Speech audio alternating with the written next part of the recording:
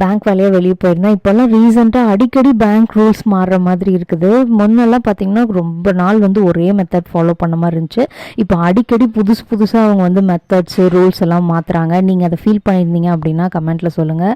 மத்தியானம் lunch time காலையில் போனேன் நான். லஞ்ச் டைமுக்கு தான் வேலையை முடிச்சுட்டு வெளியே வர மாதிரி ஆயிடுச்சு. சிஸ்டம் ஸ்லோன்னு சொல்லி வச்சுட்டாங்க. வெளியே வந்ததுக்கப்புறம் இன்னொரு வேலைக்கும் போகணுங்கிறதுனால சரி ஒரு பிளாக் டீ மட்டும் குடிக்கலாம். ரொம்ப ஒரு மாதிரி டயர்டாக ஃபீல் பண்ணேன். பார்த்தா அந்த கிளாஸ் சரியாக கழுகவே இல்லைங்க. அதனால நான் டீயை குடிக்கவே இல்லை, அப்படியே வச்சுட்டேன். பார்த்தா குடிச்ச மாதிரி இருக்கல, கொடுத்ததே இவ்வளோதான் கொடுத்தாங்க. அப்படியே வச்சுட்டு 10 ரூபா பே பண்ணிட்டு வந்துட்டேன்.